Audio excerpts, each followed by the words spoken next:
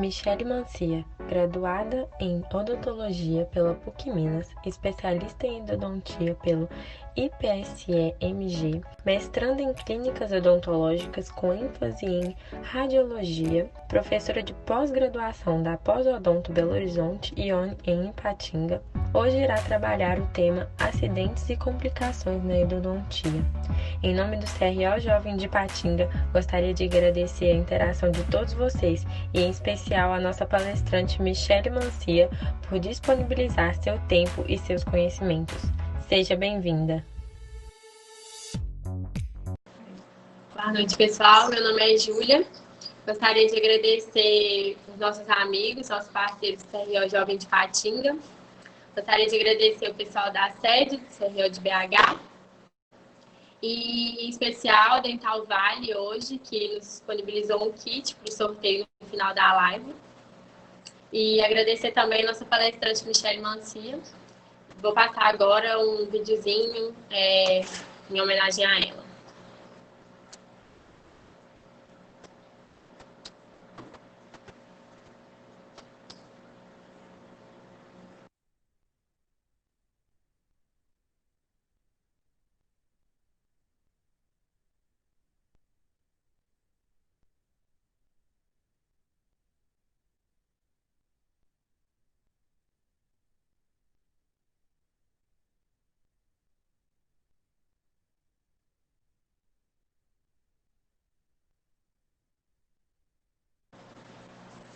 Gostaria de pedir a Cíntia para soltar o vídeo para a gente.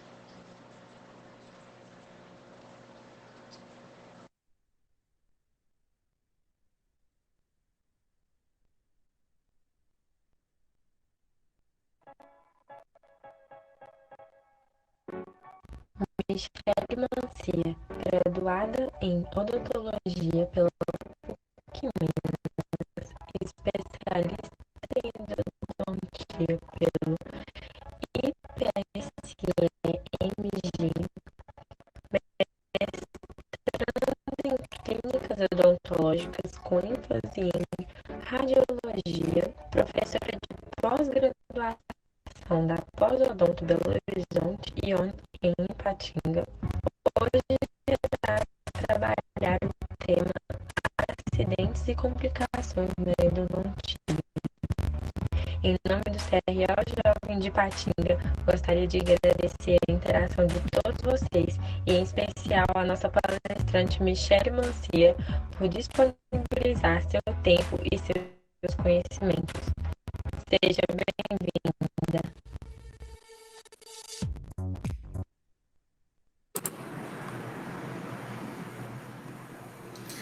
Boa noite, gente.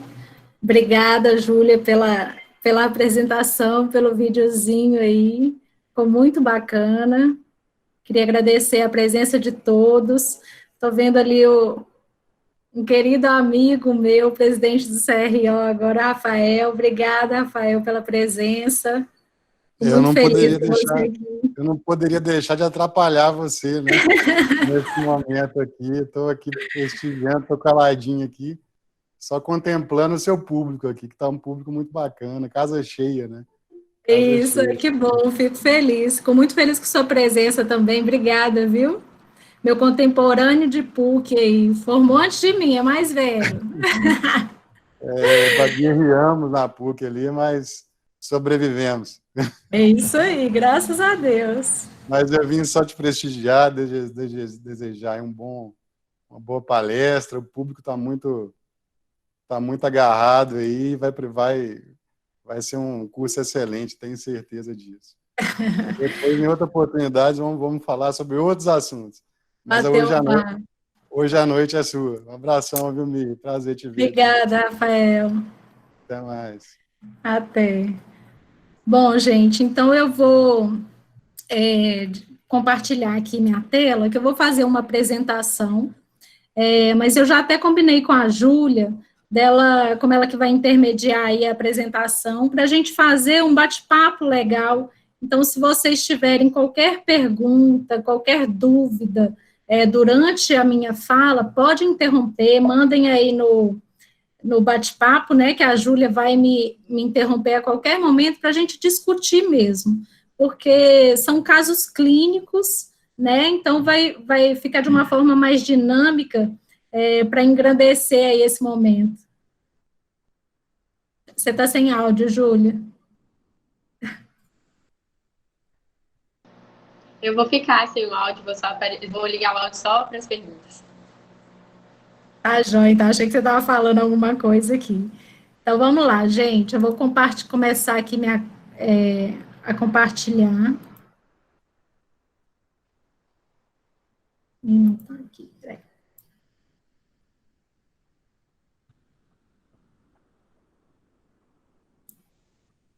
Mas por que não está aparecendo?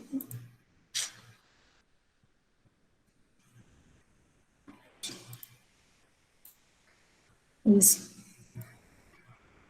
Tá dando para ver aí, todo mundo? Beleza, gente. Então, em primeiro lugar, agradecer ao CRO Jovem, a Júlia, pelo convite, parabenizar pela iniciativa de vocês, né, nesse momento difícil aí que nós estamos passando, que a gente não, infelizmente, não consegue voltar à nossa rotina, né, de atendimentos, de trabalho, de vida mesmo, né, tá complicado. Então, dedicar um tempinho para aprender um pouquinho mais, para escutar coisas diferentes que não fazem parte da nossa realidade, é muito bom, né? Então, hoje a gente vai conversar um pouquinho sobre acidentes e complicações na endodontia. Hoje eu vou mostrar para vocês que nem tudo são flores, né? Que a gente tenta e busca, estuda para sempre fazer o melhor, mas a gente está sempre não, mas de vez em quando a gente se depara com algumas complicações em que a gente tem que saber como lidar. Eu vou me apresentar aqui rapidinho novamente, a Júlia já passou um videozinho lá falando, mas eu sou graduada na PUC Minas, né, em odontologia, sou especialista em endodontia pelo IPSENG, em Belo Horizonte também, agora mestranda em clínicas odontológicas pela PUC, professora do curso de especialização em endodontia da UAM, que é um curso aqui em Patinga, que a gente está abrindo, iniciando, se Deus quiser, após essa pandemia, né, começar a voltar aos trabalhos normalmente, a gente vai vir aí com força total, com muita novidade bacana para o pessoal aqui em Patinga. E membro da equipe de endodontia do professor Hector Rodrigues, em Belo Horizonte, que é o meu guru na endo, uma pessoa que eu tenho um carinho imenso e que me fez, eu sempre fui apaixonada pela endodontia, mas o Hector me fez amar a endodontia, me mostrou uma nova endodontia, vocês vão ver aqui também, eu vou apresentar, mostrando, eu sei que a maioria do público aqui é de graduação, né, e a especialidade endodontia, ela, hoje em dia, se vocês saírem, quem quiser, quem gostar e for se aperfeiçoar, vai perceber que ela não é nada parecida com a endodontia da graduação, né, mas a gente precisa da teoria e da prática da graduação da forma mais simples para saber lidar com os equipamentos que a gente tem na atualidade. Então, gente, nós... Eu vou te interromper rapidinho para pedir à Cíntia para olhar o problema que deu com a internet, para estar aceitando o pessoal para entrar, que está com um probleminha, eles estão mandando mensagem, que não estou conseguindo entrar. Quem aceita é direto lá em BH, Cíntia. Entendi. Você quer que espere um pouquinho? Eu paro aqui um pouquinho. Quero esperar ela falar algo aí no chat ou com a gente aqui. Está conseguindo, já normalizou a internet para ela aceitar o pessoal para entrar? Tá, eu vou tirar aqui um pouquinho, então, só para eu ver vocês, porque senão eu fico vendo a tela. Meninas, eu autorizei todo mundo que apareceu aqui, então eu acredito que já tenha voltado todos. Obrigada. Nada. Pode continuar, Michele. Tá. Então, voltando aqui, né, eu montei uma aula aqui com muito carinho para vocês, para mostrar um pouquinho do que é a realidade da endodontia, né? Quando a gente, não sei se alguém de vocês aí segue, principalmente Instagram, que virou uma ferramenta de demonstrar o trabalho da gente, né? Só que nessas ferramentas, querendo ou não, a gente acaba demonstrando os casos que ficaram bonitos, que foram bem resolvidos, né? Nem sempre a gente vê as dificuldades, e elas existem. Então, eu montei essa aula aqui para vocês, baseada na minha prática clínica, tá? Vocês vão observar aí que a maioria dos casos que eu vou colocar na apresentação, que eu coloquei na apresentação, são meus, tá? Tem algumas colaborações de amigos, que eu vou citar, de companheiros da equipe da MK Life, a qual eu faço parte também. Mas a maioria, principalmente dos acidentes, aconteceram comigo, tá? Então, assim, para vocês verem que nem tudo são flores, em todas as especialidades isso ocorre, né? Mas nem sempre os profissionais, principalmente em mídias, né, não mostram esse lado da profissão, tá? E a gente vai discutir também como evitar esse tipo de acidentes e como, caso aconteça, como tentar solucionar da melhor maneira possível. E sempre, gente, baseado em evidência científica, tá? A gente não faz nada nunca por conta própria, porque acha que vai dar certo, inventar técnicas de como solucionar um problema, tem que ter embasamento científico, tá? Na aula aí tem alguns artigos também, mostrando para vocês, evidenciando o que eu vou falar, tá? Porque isso é importante demais, inclusive, se tratando em questão de acidentes, a gente tem ali tem que ter uma responsabilidade em cima disso, né? Principalmente com o paciente, para a gente evitar, além do acidente que aconteceu, ou da complicação que a gente teve durante o tratamento, evitar qualquer tipo de problema futuro diretamente com o paciente, tá? Então, a gente tem que saber o que está fazendo, como está fazendo, por que está fazendo aquilo naquele momento, e o paciente sempre avisado, né, sempre ciente da condição do dente dele e do caminhar do tratamento, do desenvolver desse tratamento nosso. Quando a gente fala, né, em endodontia, a gente já pensa assim, endodontista, né, vai mostrar aí pra gente só caso bacana, caso diferente, curvatura acentuada, nessa radiografia inicial aqui que eu tô mostrando para vocês. Anatomia diferente, né, ali a gente tem os dois premolares, o dente 24 e o 25, com anatomia de molar, eles têm duas raízes vestibulares e uma palatina, né, então a gente já, quando pensa assim, uma apresentação de um endodontista, a gente já vai imaginando que vai ver, né, casos bem solucionados, com acesso e localização dos canais feitas de forma adequada, obturação bonita, a imagem final do nosso tratamento, a nossa radiografia final, ela faz muita vista, né? Então, quando a gente mostra, assim, fala assim, nossa, que endo bacana, e quando ela não fica nesses padrões, a gente fica um pouco frustrado, né? Querendo ou não, essa é a realidade. A gente olha a radiografia final e fala, poderia ter ficado melhor, poderia ter evitado isso, poderia ter acontecido aquilo, mas, enfim, nem sempre os casos são solucionados dessa forma. E aí ocorrem os acidentes, né? Quando ocorre qualquer tipo de contratempo durante o nosso tratamento, o que a gente tem que pensar? Primeiro, assim, a gente se desespera, né? Dá suor, vem aquela gota aqui na nuca, escorre pela coluna da gente, a gente dá tremedeira, fica com batimento cardíaco acelerado, taquicardia, tudo, perde o ar, sensação de quase morte, né? Você fala, e agora? Esse paciente vai ter que arrancar o dente. Não é assim. Só que quando acontece, infelizmente, acontece, mesmo com o profissional experiente, que estuda muito, que sabe muito, que treina bastante, que já atendeu milhares de pacientes, já executou muitos casos, os acidentes, eles acontecem.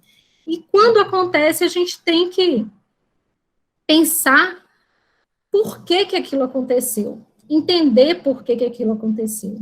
Por quê? Porque quando a gente sabe, quando a gente consegue detectar o motivo dessa falha, a gente consegue trabalhar em cima daquilo para que ela não se repita. Ou foi falha minha, foi alguma dificuldade que eu encontrei no dente, ele já estava com algum problema, a paciente era muito inquieta, o que aconteceu? Detectar para que isso não aconteça novamente, isso é muito importante. E quando a gente pensa em acidentes, né, a gente vai, lógico, pensar nessa questão, por que está acontecendo, e uma das causas é a complexidade anatômica. Tá? A gente vai se deparar, igual esse premolar que eu mostrei para vocês, dente com uma anatomia que não é a comum da gente, não é o que a gente está esperando de um dente, de um premolar, né? E às vezes a gente não consegue localizar todos os canais, às vezes a gente não consegue ter acesso a eles. Então, a própria anatomia do dente já prejudica o desenrolar da solução do caso. Raízes muito curvas, canais muito atrésicos, né? Tudo isso vai influenciar para que haja uma dificuldade na solução do caso. A falta de conhecimento do profissional, tá? O profissional não entender dos instrumentos, com o que ele está trabalhando, o que cada instrumento que ele está utilizando, vai proporcionar a ele agir naquele momento com determinada anatomia, com determinado grau de dificuldade, por exemplo, um canal muito curvo, que lima que eu vou pegar, como que eu vou utilizar essa lima nesse meu canal para que eu consiga negociá-lo, tratá-lo, limpá-lo e fechar de forma adequada.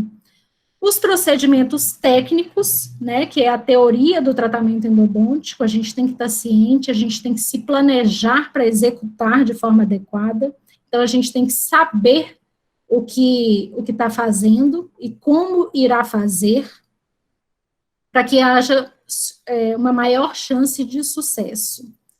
E a habilidade profissional, o treinamento. Gente, não tem como... se eu for comparar a primeira endodontia que eu fiz com a endodontia que eu faço agora, é, assim, infinitamente diferente, em todos os sentidos, inclusive na teoria que eu tenho de como realizá-lo, tá?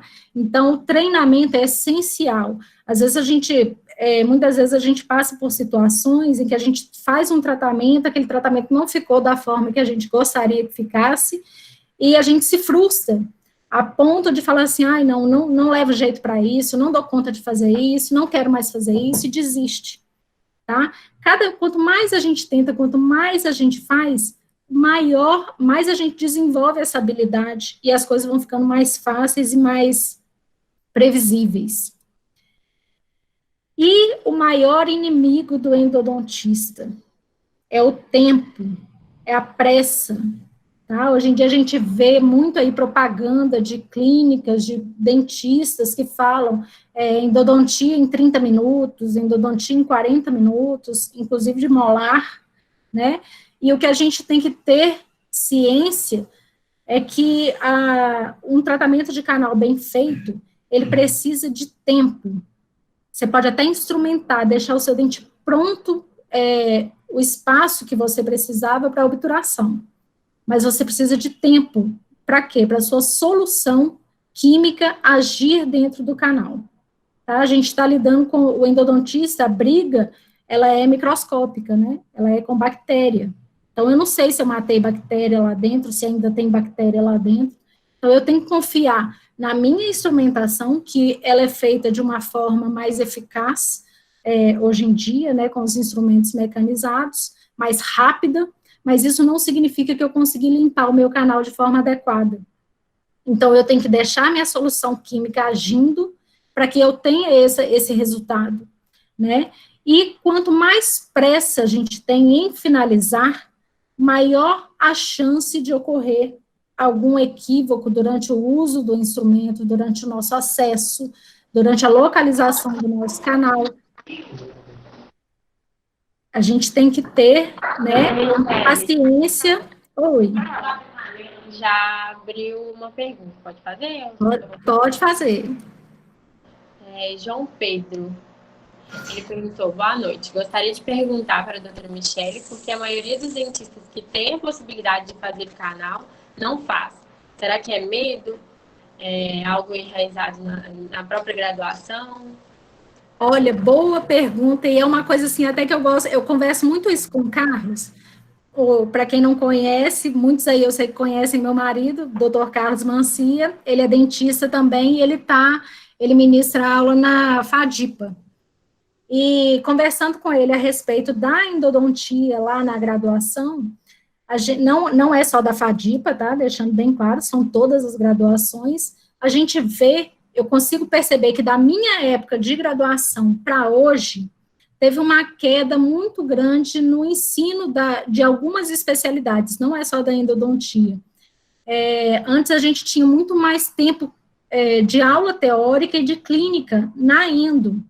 E a endodontia, quando a gente está na graduação, eu acho que vocês devem sentir isso também, que a polpa é um lugar, assim, intocável, onde a gente tem medo de tirar uma cárie e chegar e atingir a polpa, expor, né, se expor, que, meu Deus, o que eu vou fazer? Deu canal, não sei fazer canal. Realmente é uma especialidade que ela é mais complicada, vamos falar, detalhista, né, a gente tem que ter um cuidado especial em realizar uma endodontia. A gente está trabalhando em um local que a gente não está vendo, né, vocês lá na clínica, o aluno de graduação, ele trabalha, no início a gente trabalha às cegas, né, então isso é um ponto que eu acho, assim, que dificulta um pouco essa aceitação da endodontia, você não consegue ver o que você está fazendo. Hoje em dia já não acontece isso com o uso da magnificação, né, de lupas, de microscópio que a gente tem, isso aí mudou muito. Eu vou passar um pouquinho aqui para vocês, mas eu acho que é mais ou menos por isso aí. E a questão de não ter tanta ênfase na endodontia, tanto tempo clínico para vocês atenderem, colocar a mão na massa mesmo e perder um pouquinho desse medo de não atingir a polpa, né, de ter aquela polpa como uma área intocável, depende, assim, de treinamento mesmo, de ter contato com isso, né, mas foi bacana a pergunta, João Paulo. Respondi? Era isso mesmo?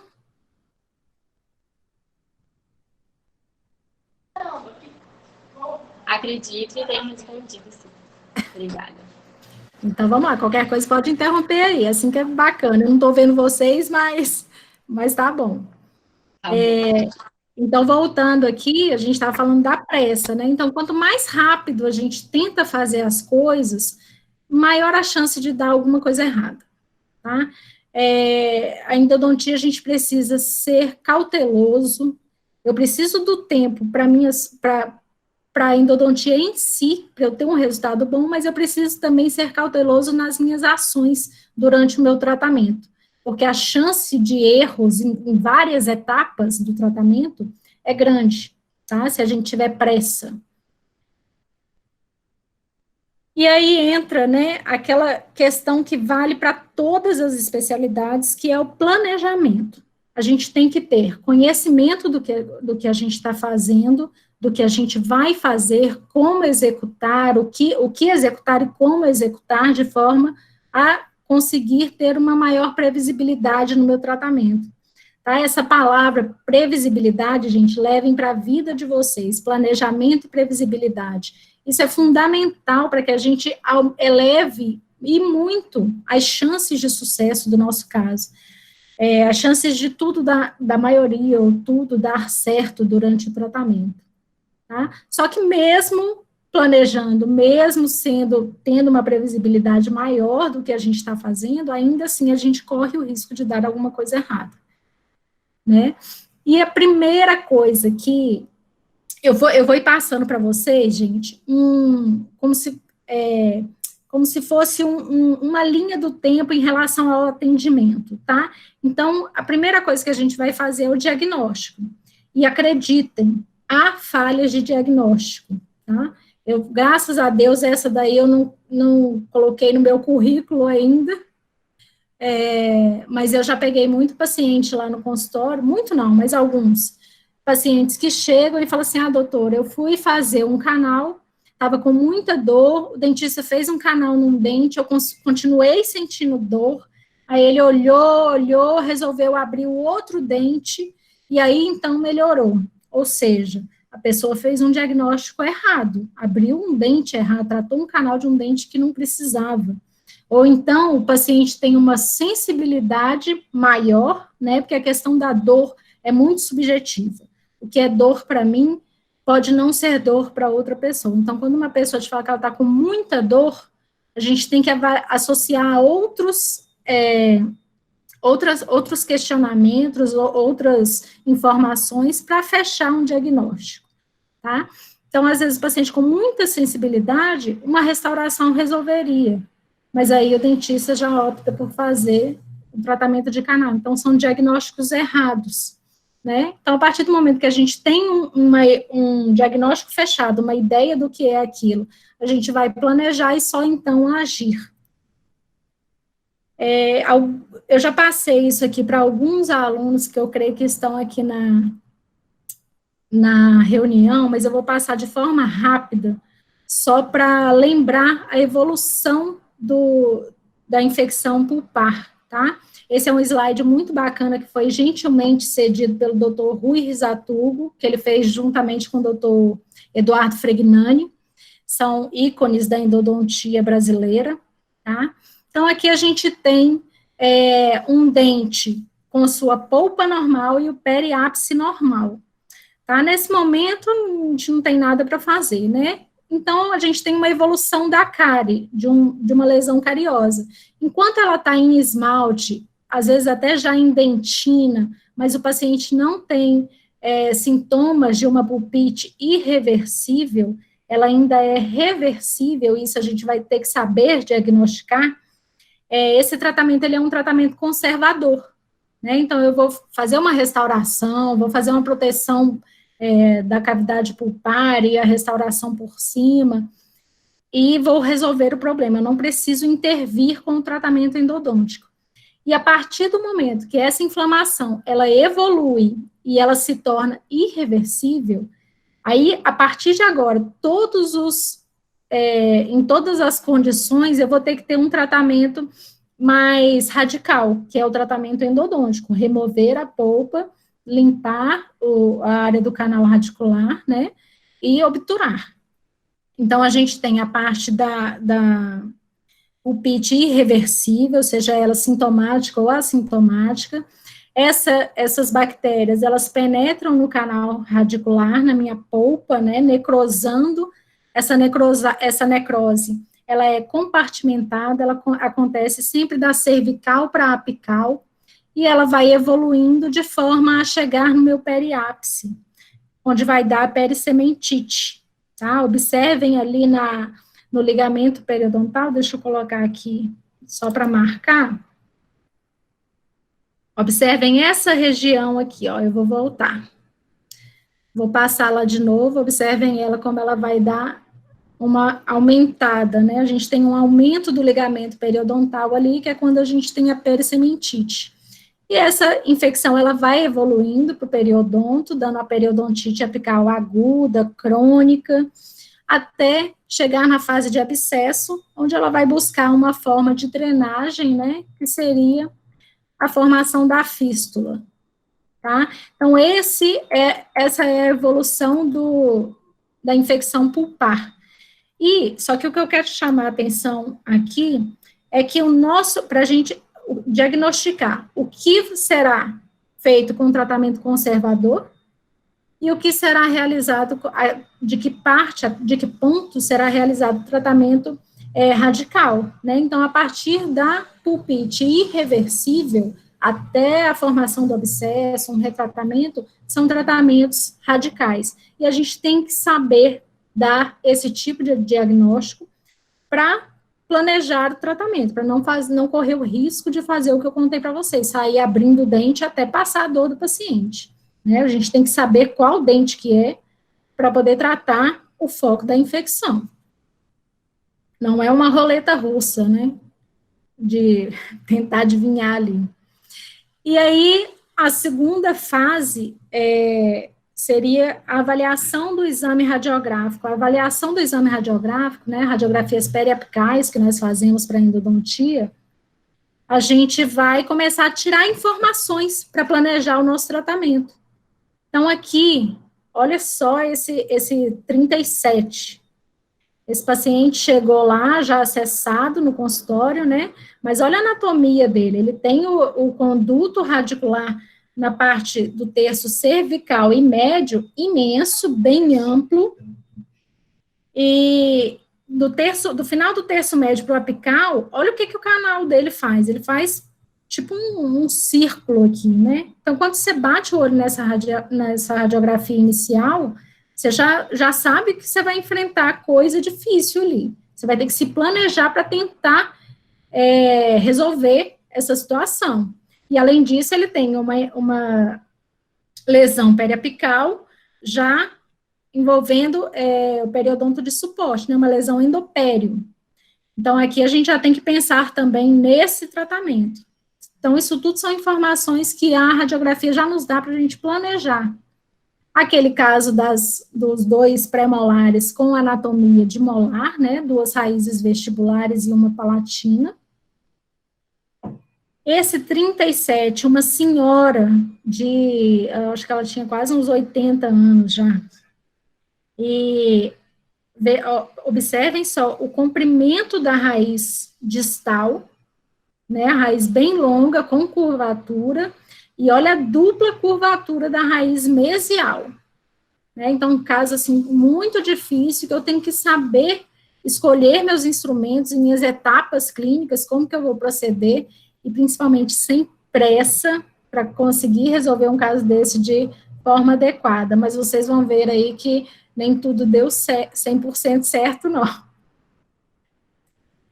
Esse daqui, olha, 1,47, né, ele já tem também, a gente observa quase que a totalidade do conduto ampla, e no finalzinho da raiz ela achata, o canal achata, ele fica, né, completamente fino em relação ao que ele é nos terços superiores ali.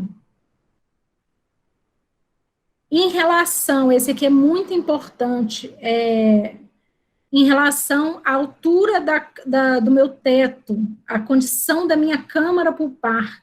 Tá? Esse paciente aqui é um paciente que ele tinha uma peça, ele fez tratamento comigo durante bastante tempo, ele colocou uma peça, essa peça soltou, ele não sentia nada, colocou uma outra peça no local, e essa peça voltou a soltar, e nessa segunda vez que ela soltou, isso num espaço de tempo grande, tá, gente? Nessa segunda vez que ela soltou, o paciente começou a reclamar de dor. Aí ele essa inflamação ali, esse processo inflamatório desse dente já tinha começado a evoluir. E a gente optou por tratar o canal desse dente, mas por isso. Só que o cuidado que eu tenho que ter, a informação que essa radiografia me traz, é que ele já tem uma dentina terciária reparadora aqui, ó, que já obliterou quase que toda a amplitude da minha câmara pulpar. Então, eu vou ter que ser muito cautelosa para fazer o meu acesso aí, para não correr o risco de perfuração, de desvio da minha abertura, né, para localização dos meus canais, e isso é uma etapa em que a gente tem no início, quando a gente não tem muita habilidade, muita experiência com esse tipo de caso, a gente tem muita dificuldade, porque a gente fica com medo de ir mais profundo, né, de acessar mais, de entrar mais com a broca, e de não achar, ou então a gente vai muito rápido, até passa pelo canal e começa a passa pela câmara pulpar e começa a desgastar soalho, né, então tem que ficar bem de olho, assim, em relação às informações que as radiografias trazem para a gente.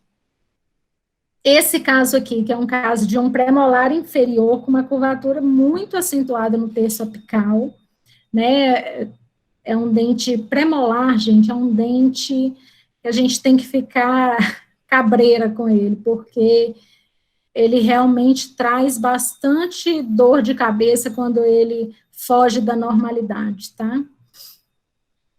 E aí a gente passa para a parte inicial do nosso tratamento clínico, quando a gente vai começar a colocar a mão, né, na coisa.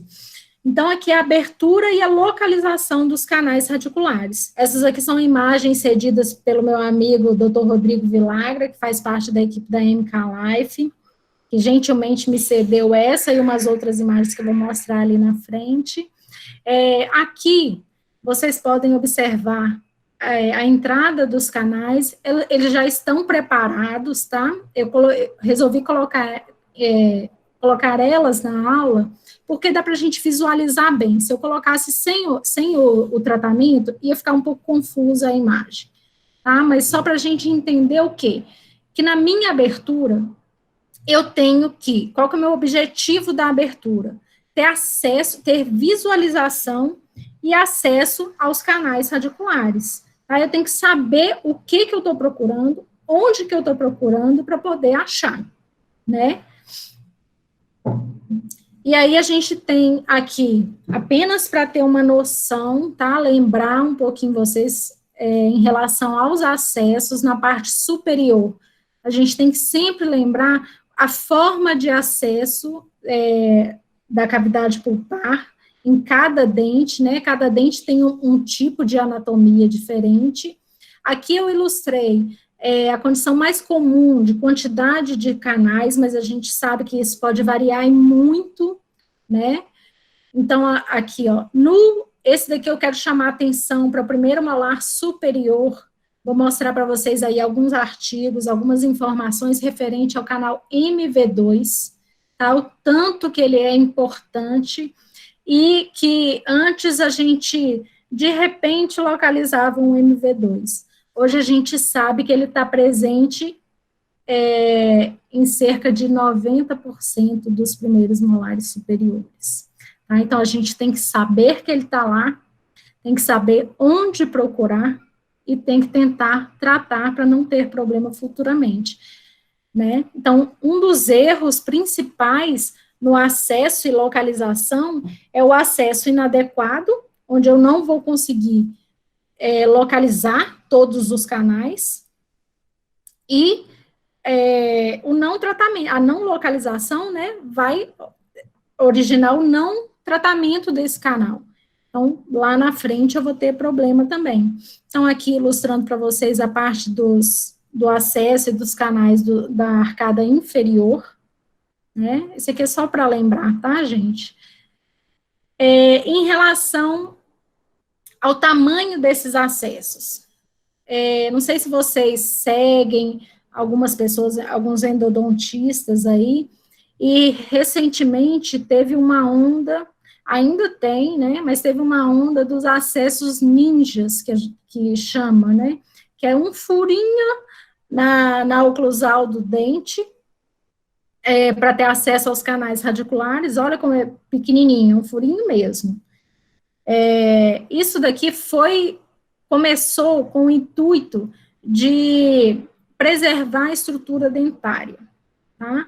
Só que Plotino, que é um pesquisador, ele foi o único que fez essa pesquisa em relação aos tipos de acesso e ao índice de fratura coronária. Então, aqui ele comparou um acesso convencional, que é o que era feito antigamente, tá? Que é um acesso extenso, onde a gente desgasta bastante estrutura da coroa, né, para abrir mesmo toda a câmara pulpar, de forma a visualizá-la.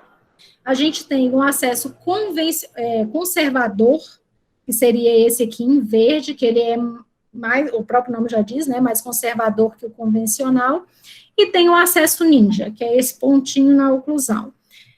Se vocês seguem alguém aí nessa área, vocês já devem ter visto uma foto da abertura da oclusal com um furinho e o cursor da lima em cima, para mostrar que a abertura é menor do que o cursor. Nem o cursor da lima não passa na abertura, né? Só que Plotino, nesse estudo dele, ele verificou que não tem diferença no índice de fratura do acesso ninja para o acesso conservador, tá? Esses dois acessos, eles deixam o dente mais resistente do que o acesso convencional, tá? Então, o que a gente vai buscar aqui? Um meio termo, né? Eu não vou nem ampliar muito, mas também não vou dificultar o meu trabalho, na verdade, né? Porque quando a gente faz um acesso ninja, que é só um furinho no dente, como que eu vou ver? Eu não consigo ter visualização da minha câmara pulpar, eu não sei se eu limpei, eu não sei se eu localizei todos os canais. Para fazer isso também, é essencial que você tenha microscópio ou uma lupa muito boa, tá? Para poder enxergar alguma coisa lá dentro. Só que ele tem alguns contras aí, inclusive eu tenho até visto menos esses tipos de, principalmente de postagens, né, de quem fazendo esse tipo de coisa.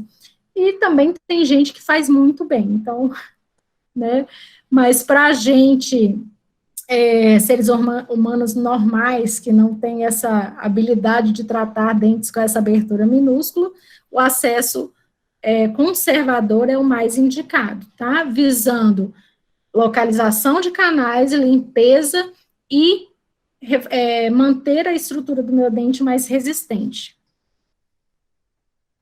Em relação ao MV2, que eu falei para vocês, né? Também tem um estudo que foi feito em vários países do mundo, né? Teve uma colaboração de vários pesquisadores espalhados pelo mundo, e olha aqui, ele mostra que no Brasil, 82,4% é a prevalência do MV2 no primeiro molar superior, tá?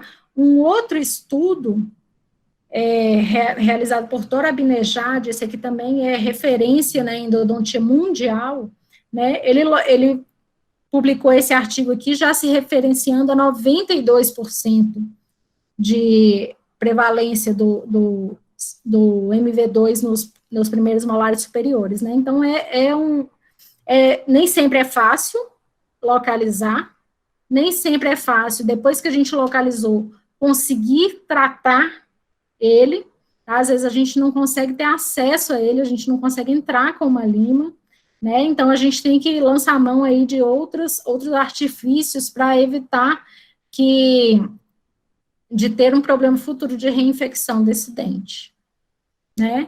Então, aqui, ó, uns casos cedidos aí pelo Dr. Rodrigo Vilagra também, onde a gente vai detectar, olha ali, onde que ele está. O canal o MV2, a gente sempre vai tentar localizar ele como? Para quem não tem magnificação, né, não consegue ver essa imagem linda desse jeito, que você sabe que ele está ali, mas você pode pegar uma sonda endodôntica, aquela retinha, e aí você coloca ela no seu canal mesovestibular, no MV1, e traça uma linha, vem encostando. Michele. Pode falar, Júlia. Outra pergunta. Quer concluir? Não, pode falar, que aí eu entro nesse, que eu vou começar agora. Tá. Janice Ferreira. Mas esse acesso é eficaz? Vai eliminar todas as bactérias ou tem indicações esse acesso minimamente invasivo? O ninja? Janice Ferreira. Não, eu pergunto, ela está se referenciando ao acesso ninja? Peraí, que eu não tô escutando. Vocês estão... Deve ter sido isso, né?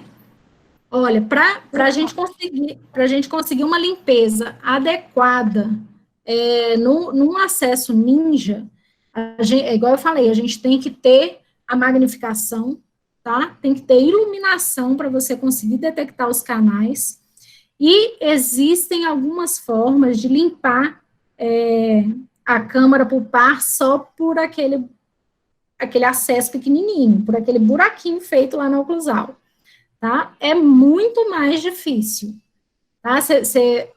Assim, para você até mesmo entrar com o material para limpar, você tem pouco espaço, né? Então, assim, é um tipo de acesso que poucas pessoas fazem, e quem for optar por fazer um acesso desse, tem que ter noção que ela vai ter que, o que ela vai ter que limpar, onde ela vai ter que limpar, e como que ela vai fazer para limpar aquilo, né? E obturar de forma adequada. Porque se você parar para pensar, deixa eu voltar aqui um pouquinho para mostrar isso aqui para vocês, olha. Aqui. Quando a gente tem esse tipo de acesso, olha essa região aqui do corno pulpar. Eu não estendi a minha abertura até ele. Então, para eu limpar essa região aqui em cima, eu preciso de um instrumento de ultrassom com a ponta curva, para ela entrar aqui nessa abertura e limpar esse tipo de reentrâncias, tá? Então, assim, é mais complicado. Esse acesso, eu creio que é mais como uma modinha, ele deve cair em desuso aí, né? Já são poucas pessoas que fazem pelo grau de complexidade de fazer esse tipo de acesso, e eu creio que é uma coisa que não traz tantas vantagens, né? Porque se a vantagem que eles estavam pensando antes era em relação à resistência da coroa, estudos já provam que não tem diferença, né, nessa resistência. Então, para que dificultar uma coisa que pode ser facilitada? Uma outra coisa que a gente tem que pensar aqui também é o seguinte: na maioria dos casos, o nosso paciente, ele já chega ou com uma restauração solta, ou com uma cárie imensa, né? Então, na verdade, a gente quando fazer esse tipo de acesso, você já vai ter o acesso já quase feito, realizado pela cárie, né, ou pela peça que soltou. A gente já tem uma destruição coronária muito grande na maioria dos casos, tá? Mas então, assim, sempre se a gente não tem, esse é o tipo de acesso que não tem como fazer sem magnificação, tá? É impossível, você não vai conseguir ter um resultado bom, então não faça. Tá? Opte pelo acesso conservador, de forma que você consiga visualizar o que você está fazendo. Acho que eu respondi, né, gente? Então, voltando aqui ao MV2, né, como que a gente vai fazer para localizar? A sonda endodôntica retinha, a gente vai encaixar a pontinha dela no canal mesovestibular, e aí a gente vem arrastando ela, puxando pelo soalho, numa linha que ligue o mesovestibular ao palatino, sempre encostando, voltando mais para mesial. Quando a gente tem o MV2 aqui nessa região, na hora que a gente passar a sonda, ela vai dar uma agarradinha, e é ali que o MV2 está. Só que aqui, ó, a gente consegue ver ele bem bonito, né? Mas nem sempre é assim. Deixa eu circular ele aqui para vocês. Só que nem sempre é assim. Às vezes a gente tem uma camada de dentina depositada em cima dele, tá? Então a gente tem que ir ou com pontas de ultrassom, que é o que a gente mais utiliza hoje em dia, ou para quem não utiliza esse tipo de tecnologia, né, do ultrassom próprio para endodontia, próprio que eu falo são as pontas, tá, gente? Não o aparelho. Com as pontas próprias para ele, a gente pode ir com uma broquinha de baixa rotação, devagar, passando e olhando, até localizar, até remover essa camada de dentina superficial ali para expor o MV2, tá? E aí, a solução do caso, né, após tratado, olha lá, conseguiu ter acesso direitinho a ele, e aqui tá ele, ó, passando, né, lateralmente ao canal MV1, e o MV2, na maioria das vezes, ele faz uma curva e volta, encontra com o MV1 no terço médio cervical e apical. Tá? Então, por isso que às vezes a gente tem um caso que um MV2 não foi tratado, mas ele não traz problema. Por quê? Porque ele tá isolado aqui sem tratamento. As bactérias não estão tendo acesso na parte do terço médio e apical. Deu para entender isso? Isso é bem bacana. Agora, quando ele é independente, que ele sai aqui da minha cervical e chega no ápice, ele tem um ápice distinto, aí não tem jeito. Aí as bactérias vão ter acesso ao meu periodonto, vão gerar uma reação inflamatória, infecciosa, né? E o paciente vai ter sintomatologia, tá? Aqui um caso também do Dr. Rodrigo. Pode falar, Júlia.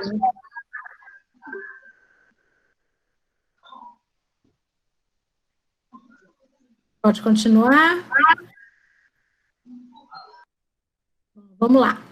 Então, aqui um caso de retratamento, né? Esse aqui é um retratamento bem mais ou menos, que não foi nem só o MV2 que não foi tratado, né? Ali a gente só tem uma gutapeste na palatina do dente, aqui ela, mas aqui a gente consegue ver o canal palatino, o canal disto-vestibular e o canal mesio-vestibular, o MV1. E olha quem que tá aqui, o MV2. Tá? Então, não adianta nada eu retratar esses 3 canais, mesmo que eles não tenham sido tratados anteriormente de forma adequada, e deixar o meu MV2 sem tratamento. Muito provavelmente eu vou ter problema lá na frente. Tá? Então, aqui a resolução do caso, olha lá que bonito, a região do MV2. Tá? Bem bacana. E ela é frequente, tá, gente? Então, pegou um primeiro molar superior. O que eu costumo falar com os alunos? Encara ele inicialmente como um dente com 3 condutos. Você vai tratar o MV, o DV, o disto vestibular, e o palatino. Depois que você tratou os 3, aí você se concentra a buscar o MV2. A não ser que ele já esteja, né, bem ali na cara, você consiga detectar, você já trata ele também de uma vez. Mas se não for assim, dedica um tempo exclusivo para ele, porque nem sempre é fácil. E aí, na abertura, começa, né, a gente começa lá, a abertura incorreta, a gente não conseguiu localizar todos os canais, então a gente já teve um problema, né, já é uma complicação do nosso tratamento. E agora um acidente, que é quando a gente causa uma perfuração, a gente faz um acesso numa angulação errada, a gente pode gerar uma perfuração. E esse caso aqui eu vou contar para vocês, porque o meu marido, como eu já falei, ele é dentista e a gente trabalha junto no mesmo consultório.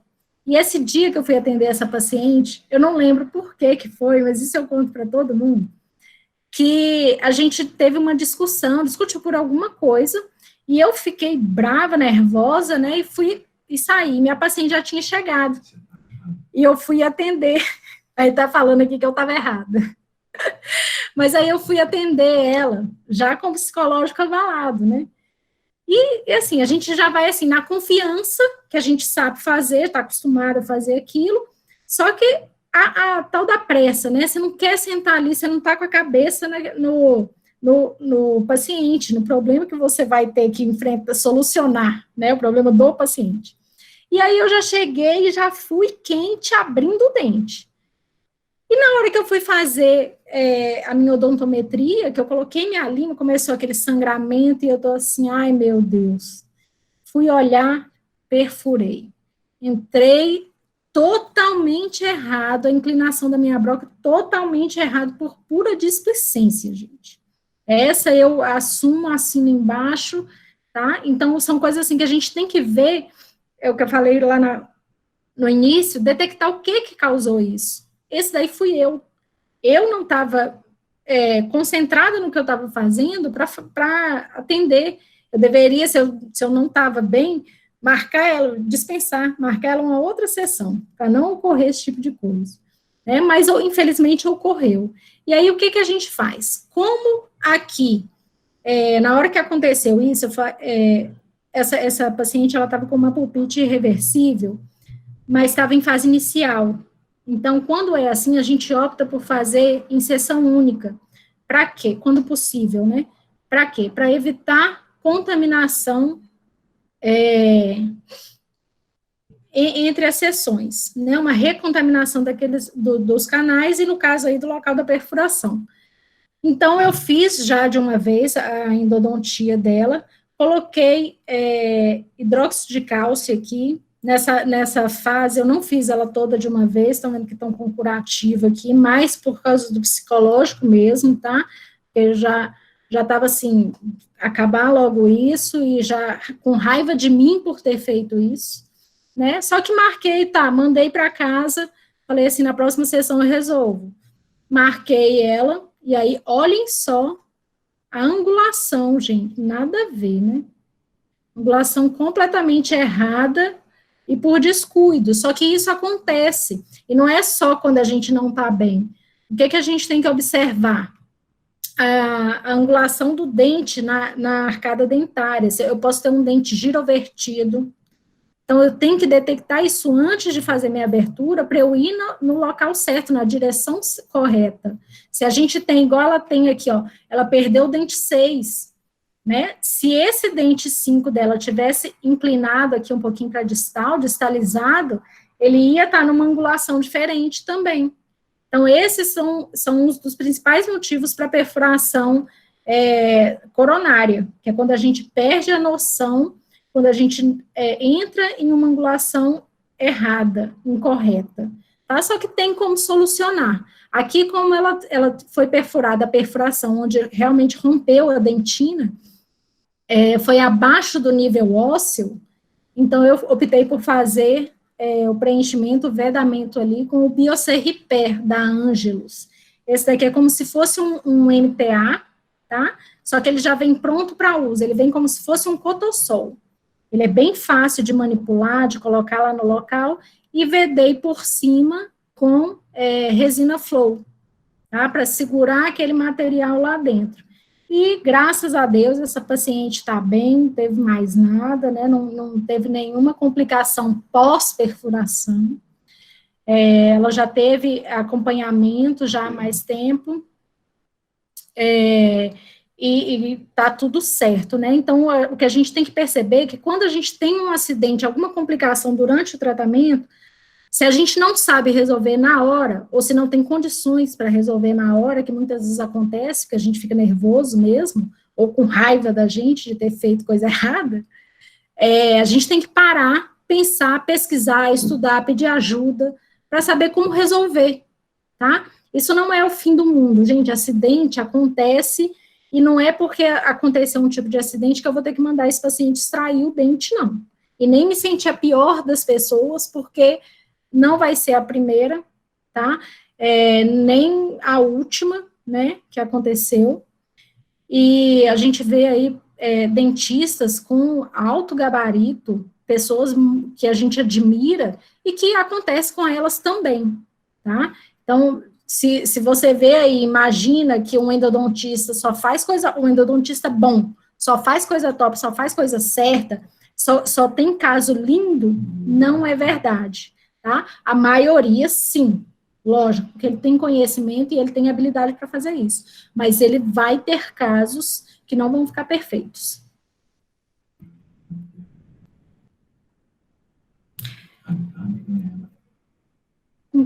Júlia, o Carlos está me falando aqui, parece que tem uma pergunta que você queria fazer. Se você quiser falar antes de eu entrar no outro. Isso, eu esperei você terminar. Não abriu o áudio. Abriu sim. Tem outra pergunta aqui, da Ana Laura. Você já falou do caso, mas aí vou perguntar, né? Como você contou ao paciente sobre o acidente? Sobre a perfuração? Isso. Muito legal. Gente, eu não sei se eu comentei isso, eu falei no início, né? A respeito da gente sempre falar para o paciente. Tá? É lógico que eu não preciso chegar para o meu paciente e falar assim, olha, eu fiz isso no seu dente porque eu estava nervosa com meu marido. Eu não vou falar isso para ele, né? Mas eu vou falar assim, olha, teve uma perfuração aqui no seu dente. Gente, a gente pode até inventar coisas, falar assim, olha, estava um pouquinho mais complicado, então na hora que eu fui entrar, perfurou, já estava mais debilitada aquela região, mas o paciente tem que saber que ele tem aquilo ali. Por quê? Porque senão ele vai chegar, vai fazer, às vezes não é nem nesse dente, ele vai fazer um tratamento com um outro profissional, que infelizmente isso acontece demais na nossa área, na nossa profissão, que o paciente vai fazer, faz um exame de rotina, o dentista vê aquilo ali, ó, ele vê isso daqui e fala assim, nossa, mas seu dente foi perfurado, o que aconteceu? E aí o paciente fala, perfurado? Não estou sabendo. É muito pior o paciente passar por isso do que ele virar e falar assim, não, realmente, quando eu fui tratar o canal, a dentista me falou mesmo que tinha acontecido alguma coisa, eu não entendi o que era, normalmente eles falam assim, né? Nem entendi direito o que era, mas eu sei que tem. Mas tá tudo bem, né? A preocupação do paciente é essa, ele não tá sentindo nada, e aquilo tá lá, ele pode até preocupar no início, mas com o tempo ele vai esquecer daquilo. Tá? E a não ser que volte a dar problema. Mas uma coisa que eu sempre falo, quando acontece esse tipo de coisa, é avisar para o paciente da situação e falar com ele, olha, qualquer problema que você tenha em relação a isso, me procure, tá? Eu que fiz o seu tratamento, eu que sei como que aquilo aconteceu, então a gente vai tentar resolver aqui, né? Então, você já se disponibiliza para o paciente, ele já sente essa segurança, né? Inclusive, ele não sente que aquilo ali é o fim do mundo. Então, a gente tem como resolver de forma amigável e de forma benéfica, tanto para a gente como para o paciente. Então, sempre falar, tá? Independente da forma como você vai falar e explicar isso para o paciente, mas sempre deixá-lo ciente e se disponibilizar a resolver qualquer tipo de intercorrência que tem aí a partir depois da finalização do tratamento, tá bom? Mas sempre fala. Então, seguindo, a gente fez o acesso, né? Teve o problema, pode ter o problema da perfuração, da não localização dos canais, e aí a gente vai começar a nossa instrumentação. E o primeiro problema que a gente pode encontrar, principalmente vocês na graduação, que utilizam as limas de aço inoxidável. Michele, Ou, outra pergunta. tá, pode falar. Quais outros materiais podem ser usados em caso de perfuração? Olha, na perfuração coronária, que é essa parte de coroa e cervical, a gente tem que ver onde que foi a perfuração, tá? Se ela for infraóssea, igual essa daqui foi, eu tenho que usar um material ou o MTA, tá?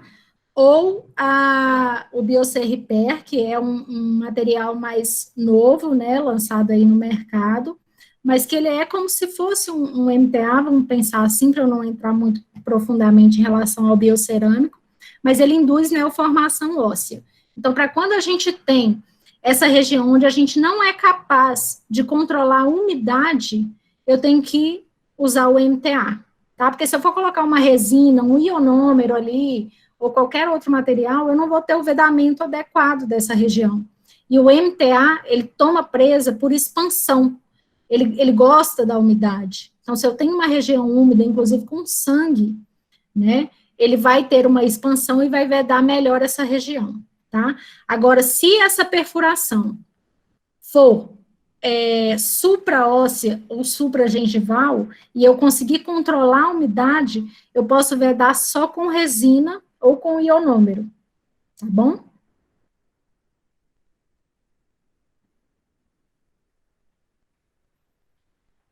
Então, entrando, se tiver mais alguma coisa, você me fala, tá, Júlia?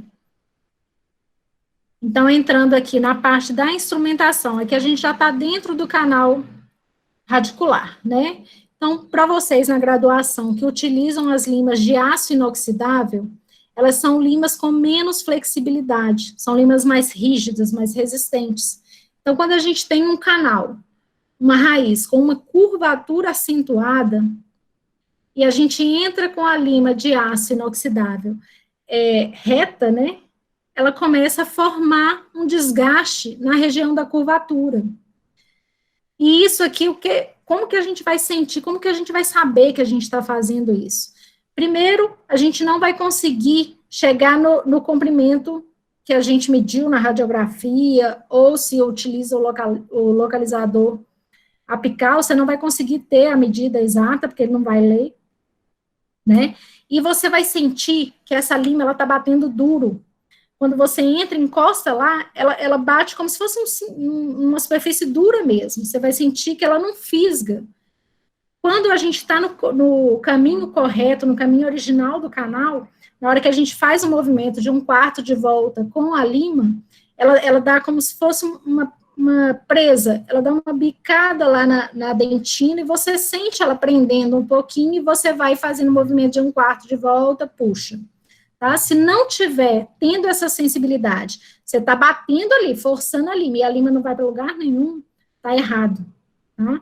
E o problema, a grande dificuldade da formação desses degraus aqui, é que é difícil, depois que formou, a gente conseguir curvar essa lima, pré-curvar ela, para ela ter acesso ao canal original, para a gente conseguir voltar para o caminho correto. Tá? Normalmente, quando a gente entra, ela vai direto já lá naquela região e a gente não consegue retomar esse caminho. Eu vou mostrar para vocês como que faz para retomar esse caminho,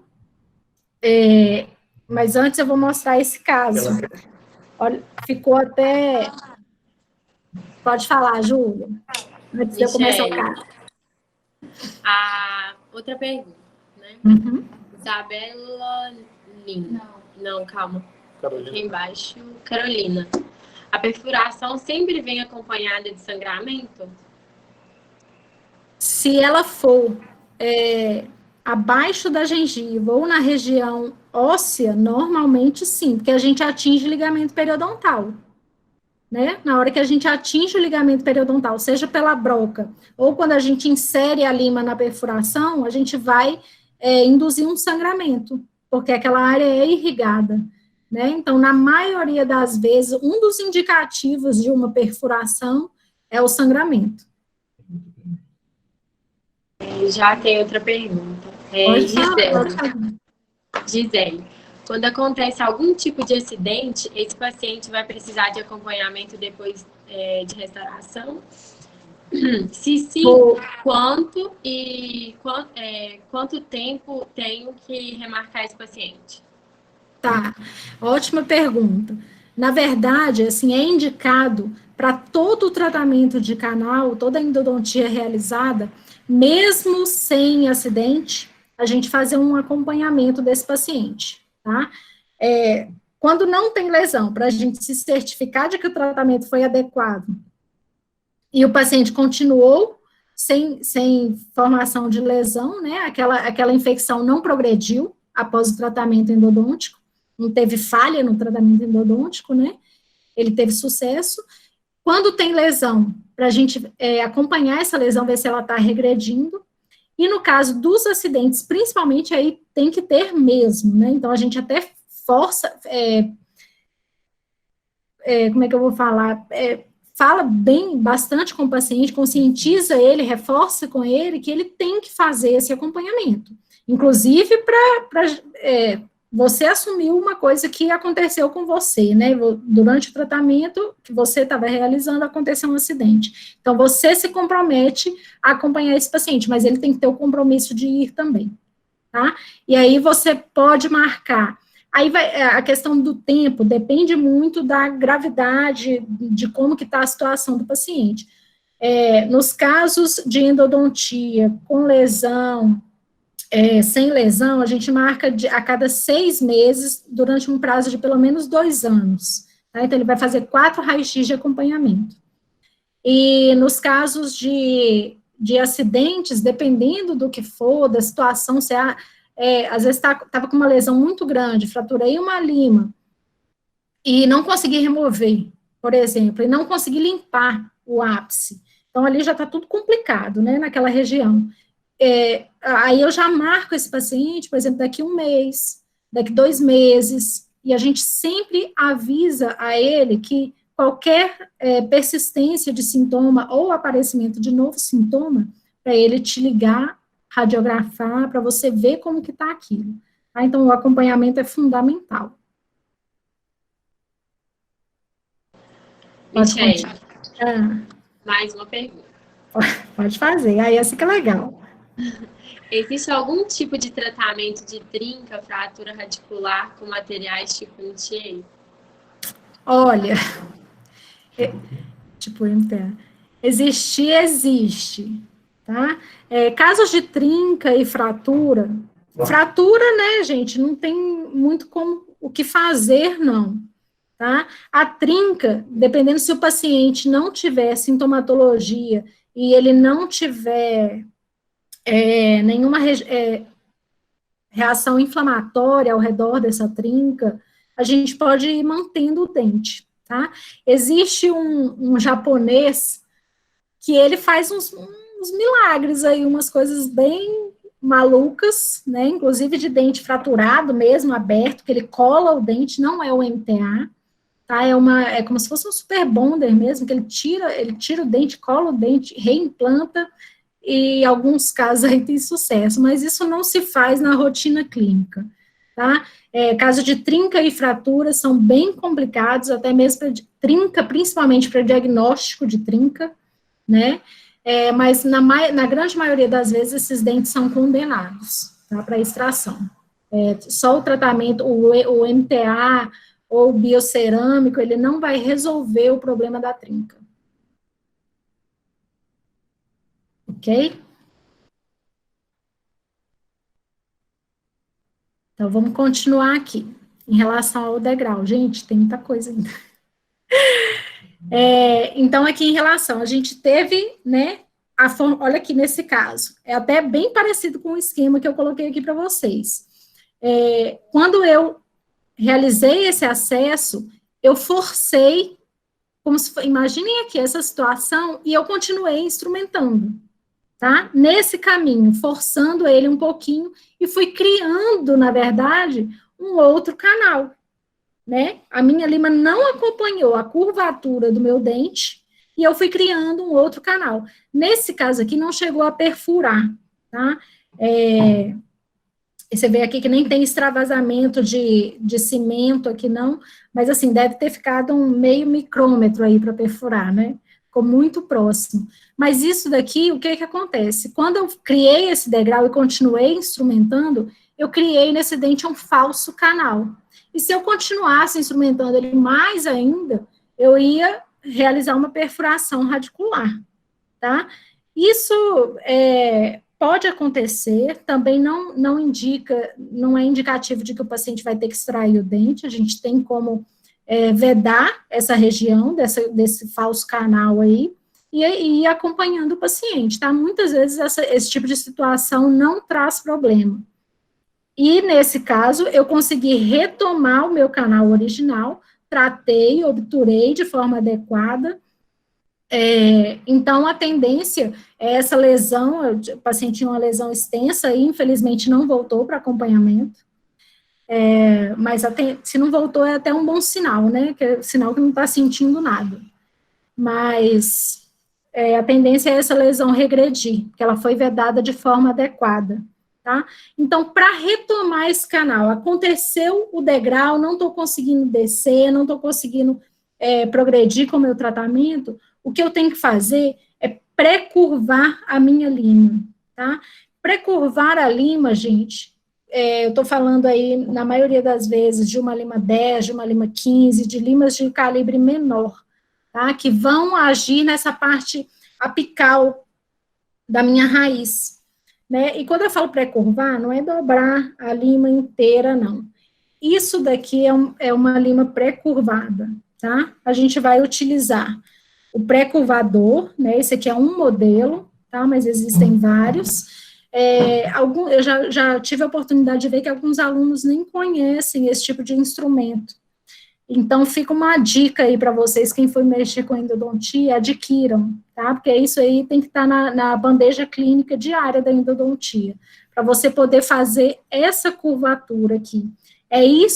Essa curvatura na minha lima de aço inoxidável, que vai permitir com que eu tenha acesso a essas regiões mais curvas do canal radicular, tá? Penetrar nela sem criar um falso canal, igual foi realizado naquele dente, tá? Bom, um outro problema aí que pode acontecer é o transporte apical, que é quando eu altero o formato original do meu forame, né, do meu ápice, da parte do ápice dentário. Então, aqui, ó, eu tenho uma lima 15, ela foi introduzida no meu canal com uma curvatura acentuada. Essa curvatura, ela gera uma força nessa região da lima, que vai fazer com que a minha lima gere uma força contrária na face externa da raiz. Deu para entender? Eu tenho uma força vinda da curvatura do dente na minha lima, em consequência dessa força, a ponta da minha lima vai gerar uma força aqui embaixo. Então, ela vai ter um desgaste maior. O transporte apical interno, ele ocorre quando eu estou realizando essa instrumentação a alguns milímetros aquém do meu forame, tá? Então, eu tenho essa deformação na região apical. E o transporte externo acontece pelo mesmo motivo, só que nesse caso aqui, eu estou levando a minha lima um pouquinho mais além, estou trabalhando no limite do meu forame, tá? Então, ele tende a ampliar esse forame. Eu vou desgastando a face externa do meu ápice, né? E vou ampliando esse forame, formando um zip. Isso daqui se chama zip, essa ampliação do forame devido ao desgaste excessivo da lima, principalmente de aço inox, tá? Porque ela não tem a flexibilidade adequada, então ela não absorve essa força que a curvatura da dentina exerce sobre ela, esse ponto de tensão. Aqui, um dos poucos casos que não fui eu que fiz, esse daqui eu peguei do livro do Hélio Pereira Lopes, tá, para demonstrar para vocês. Então, aqui a gente tem um transporte apical interno, e aqui, olha, um transporte apical externo. Olha como fica ampla essa região da saída do forame. Tá? Então, isso a gente tem que ter cuidado, e elas ocorrem por causa da força exercida pela dentina em curvaturas acentuadas na minha lima de aço inox, tá? Que são as limas que normalmente o pessoal da graduação utilizam. Esse caso daqui, era uma paciente, eu recebi dessa forma, esse é o raio-x inicial de quando ela chegou lá no consultório. Essa paciente, ela realizou a endodontia desse 37 com um colega, e após a endodontia, ela ainda estava sentindo muita dor. O colega removeu a obturação que ele tinha colocado, e ela continuou sentindo muito dor, acabou assim, perdendo um pouquinho a confiança com o profissional, né, e acabou chegando lá no consultório. Então, observem aqui um detalhe interessante. Primeiro, durante a remoção, acabou extravasando um pouquinho de gutapercha para fora do ápice, tá? Essa gutapercha, se ela estiver contaminada com bactéria, inicialmente ela pode causar dor no paciente, tá? Mas como ela está fora do ápice, o meu sistema imunológico, o meu sistema de defesa do meu organismo, ele consegue combater essa inflamação e, vamos falar assim, neutralizar esse processo inflamatório, e normalmente essa dor não persiste, tá? Em casos dela persistir, seria necessária uma cirurgia para a remoção desses fragmentos, mas é mais raro isso. Agora, um fato interessante, observem aqui, a raiz mesial, ela tem uma curvatura, tá vendo? Agora, olhem o trajeto do acesso que foi feito, do tratamento que foi feito. Isso daqui, como foi com um outro dentista, eu não sei que tipo de instrumento que ele usou, qual foi a técnica que ele fez, mas, infelizmente, não conseguiu acompanhar o trajeto do canal original, né, que seria aqui, ó, deixa eu mostrar para vocês. O trajeto original dele seria mais ou menos esse, né, aqui tem o acompanhamento da raiz e o canal sairia nessa posição, tá? Como eu não consegui retomar esse canal, não consegui retomar o trajeto original dele, gente, a gente fecha do jeito que tá, até onde tá. Vai explicar para o paciente, falar assim, olha, seu dente, ele tem uma curvatura aqui muito acentuada, ele está saindo lateralmente, o canal, na hora que a gente instrumenta, saiu lateral, então eu vou fechar aqui até onde eu conseguir chegar. eu não vou ficar tentando, mexendo aí mais, porque eu posso desgastar mais estrutura, trazer um outro problema além desse desvio. Tá? Então, a gente explica isso para o paciente e tenta obturar da melhor forma possível, do jeito que dá. Tem hora, gente, que não adianta a gente ficar batendo cabeça para tentar resolver problema que não tem como resolver. Tá? Fechar do jeito que dá, explicar para o paciente e acompanhar. Na maioria dos casos, quando bem tratado, bem realizada a desinfecção desse local, a gente tem sucesso. Tá? A gente tem um reparo, o paciente para de sentir dor. Em alguns casos, não. Aí a gente tem que tomar outra atitude. Mas o paciente já está ciente. Então, mesmo que ele tenha que fazer qualquer outro tipo de tratamento, ele já está com aquilo, ele já sabia que era possível acontecer isso. Então, normalmente, a gente não tem problema com isso quando é conversado de forma clara, não. Tá? Então, aí, do jeito que deu, né, obturei também com material biocerâmico. Esse daqui, ele é o BioCeCealer, é um cimento biocerâmico, não sei se vocês usam, o Endofil, o Pubcanal Sealer, Sealer 26, ele tem a mesma função, tá? Selar cimento para obturação de canal, só que ele é um material biocerâmico, ele vai induzir neoformação óssea também, ele tem essa propriedade de ser bioativo, além de biocompatível, ele é bioativo, tá? Ele induz neoformação óssea, é um cimento muito bom para ser utilizado, principalmente em casos como esse, tá? De complicação. E aí, vou mostrar aqui um pouquinho para vocês sobre as limas manuais, que são as que utilizam na graduação, tá? As limas de aço inoxidável, são essas normalmente da Dentsply. Quer falar, Júlia? Perguntas. Micaele, quais os procedimentos devemos fazer antes de encaminhar ao endodontista? Em caso de urgência, onde paramos para encaminhar o paciente?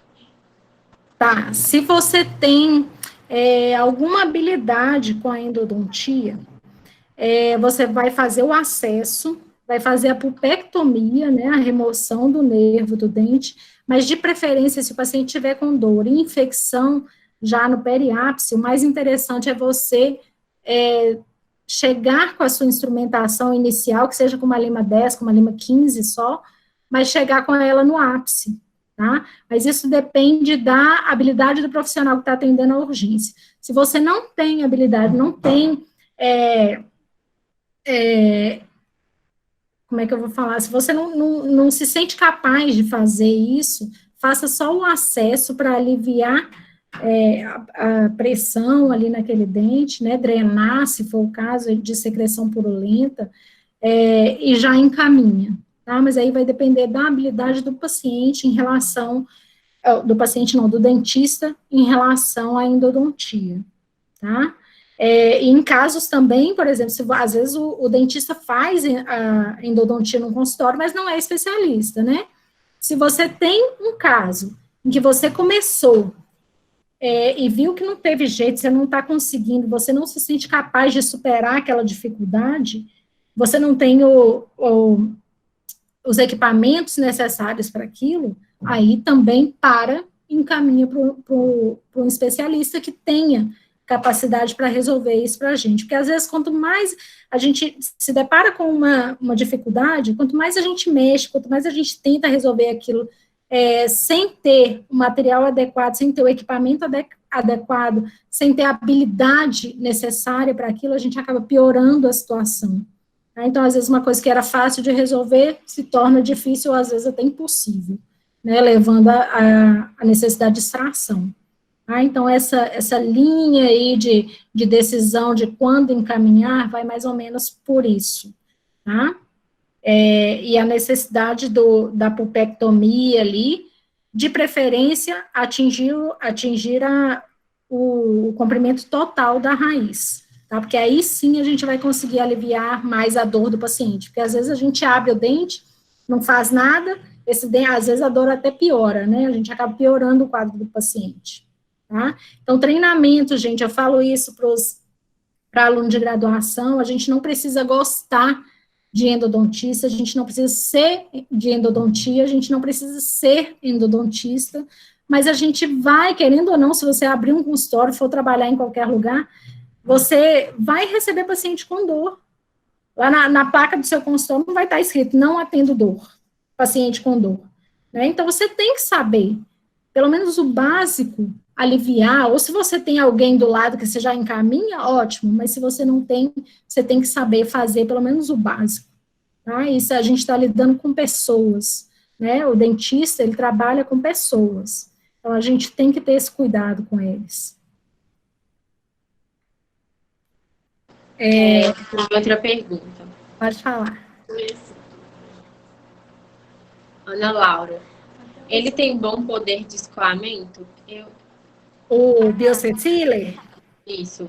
Muito. Muito escoamento. Tá? No começo, quando a gente utiliza pelas primeiras vezes, eu tive alguns casos de extravasamento extenso com o Biosecile, e eu tive colegas também que fizeram uma obturação bonita de osso com o Biosecile, tá? Porque ele escoa bastante, a gente tem que pegar um pouquinho a mão nele. E ele, deixa eu só voltar aqui ó, para vocês verem, ele tem essa pontinha, que a gente já insere ele dentro do canal, tá? Você já vai uns 3 milímetros aquém do seu comprimento de trabalho que você realizou, e você vem inserindo ele lá dentro. Tá? Então, isso também, se você trava a ponta lá embaixo e insere, a tendência é ele escoar muito. Tá? Então, tem que ter um treinamento aí um pouquinho com ele antes. Né? Então, vamos continuar. Outra pergunta ainda. Vamos lá. Para fechar o dente, ou em algum momento você acha justificável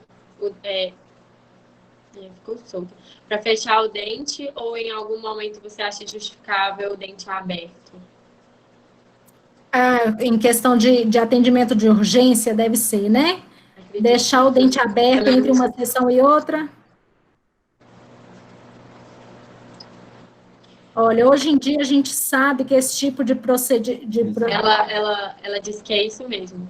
Isso. Hoje em dia a gente sabe que a chance de uma agudização do quadro, em caso de dente aberto, quando a gente deixa ele de uma sessão para outra, ou faz só a pulpectomia e vai encaminhar e não põe um curativo, não limpa de forma adequada e põe um curativo fechando, a chance de recontaminação e de uma agudização desse caso é maior. A gente pode aumentar o nível de contaminação do dente. Então, não é indicado, tá? Se o paciente tiver com muita dor e você não for atender ele, já deixa bem claro, fala assim, ó, vou fazer uma abertura aqui, mas procura um endodontista para ontem. Corre lá para poder limpar, porque enquanto não remover esse nervo, enquanto não diminuir o nível bacteriano dentro do canal, essa reação inflamatória infecciosa não vai diminuir. A gente tem que ajudar o organismo a se recuperar. E é dessa forma. E se você deixa aberto, a saliva é cheia de bactéria, né? Então, às vezes, uma bactéria que nem estava colonizando o canal, ela entra no canal do dente e passa a colonizar também. Né? Então, a gente acaba mudando a microbiota do canal e, às vezes, dificultando o tratamento.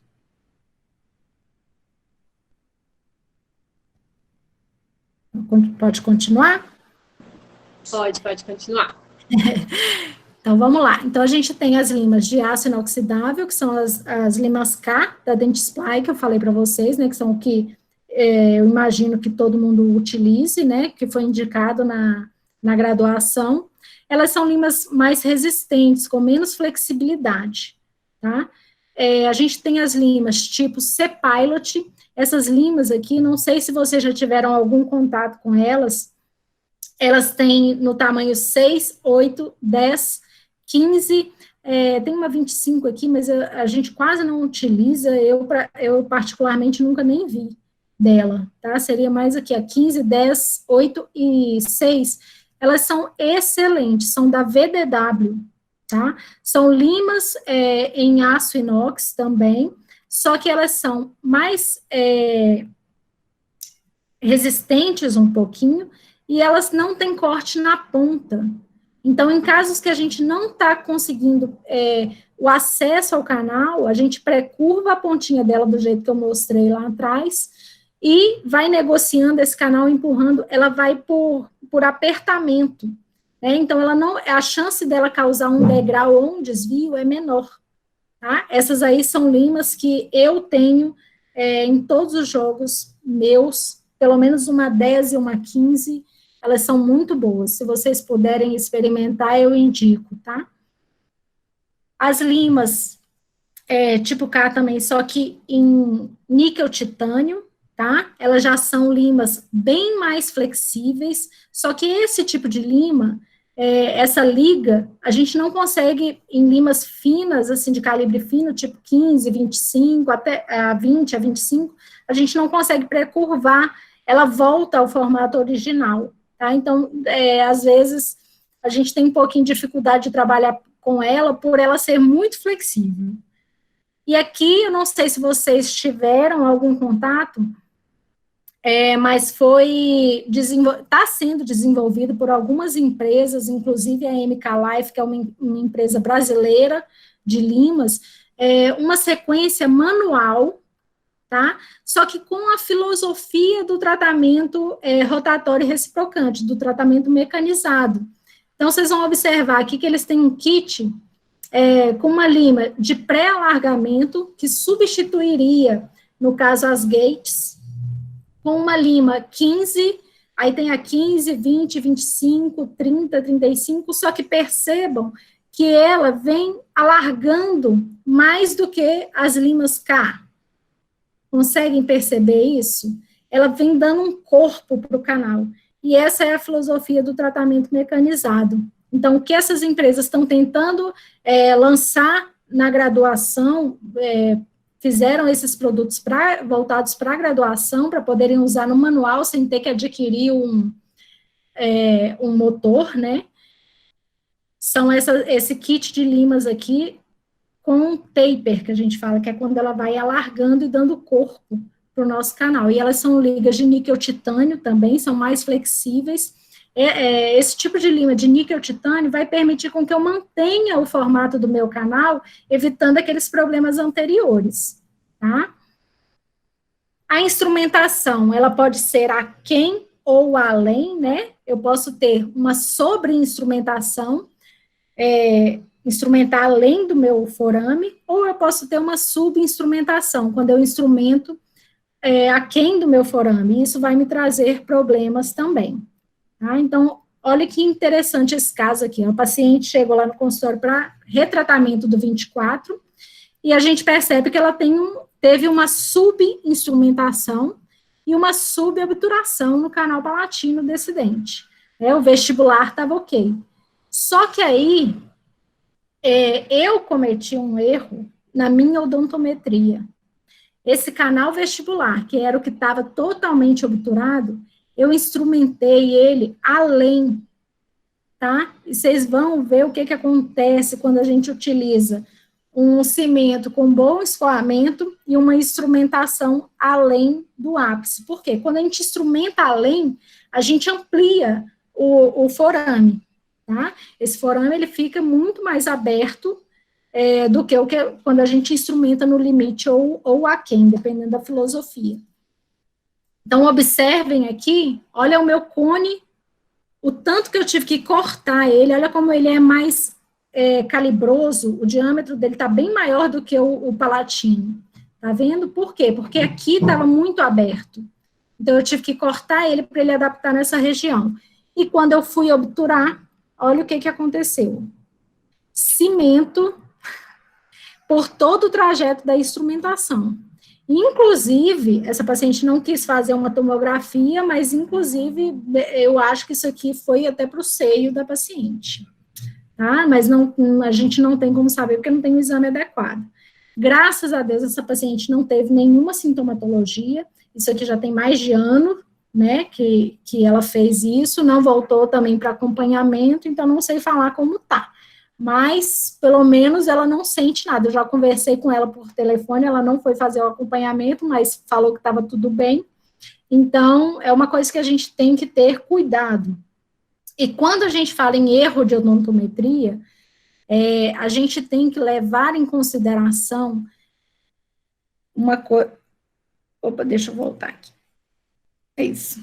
Nós temos que levar em consideração uma coisa importantíssima, que é em relação ao ápice radiográfico. Quando a gente vai fazer a odontometria com radiografia, que é o que o aluno da graduação faz, né, e que quem não tem um localizador apical vai fazer também. Então, a gente faz uma radiografia e vê lá se a lima está no comprimento certo, né? Aqui, olha, nessa minha imagem, eu posso até falar que ele está ali 1/2 milímetro aquém, não posso? Só que olha isso daqui. A gente tem o ápice radiográfico, esse é o mesmo dente, tá? Que eu fiz lá no consultório, para ilustrar para vocês. E aqui eu tenho o meu forame anatômico, que é onde realmente sai o meu forame. A grande maioria dos forames, eles são para-apicais, ou seja, eles são laterais ao ápice anatômico, ao ápice do dente, tá? E na radiografia, a gente pode ter sobreposição dessa imagem. Então, o que parecia para mim na radiografia que estava aquém, na verdade, está além. Né? Olha aqui uma imagem de microtomografia, onde a gente observa também essa mesma condição aqui, ó, na imagem de microtomografia. Aqui é a saída do meu forame, e aqui eu tenho o ápice do meu dente. Se eu tiro uma radiografia, nessa orientação, meu feixe de raio-x passa por aqui, eu vou ter sobreposição dessa imagem. Então, se a minha lima estiver aqui, ó, eu vou achar que ela está aquém. E se ela estiver aqui, junto com o ápice do dente, eu vou achar que ela está no comprimento certo, só que eu vou estar instrumentando além, tá? Então, aí, gente, entra uma coisa que surgiu, né?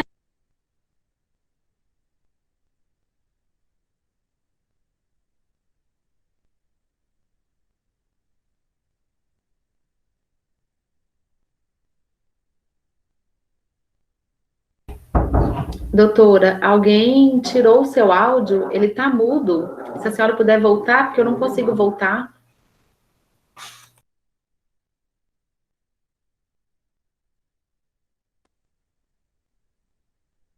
Tirando seu áudio. Oi, voltou? Voltou. Tá, vocês pararam de escutar em que parte? Na hora que você chegou a falar da microtomografia. Aqui, pode continuar daqui? Isso, pode continuar desse slide. Tá.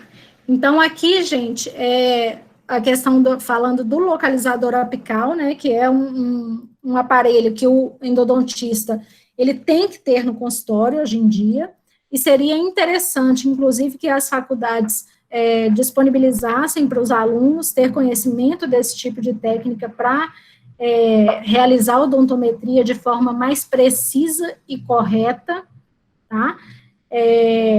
Para a gente poder trabalhar no limite exato, né, que a gente pretende.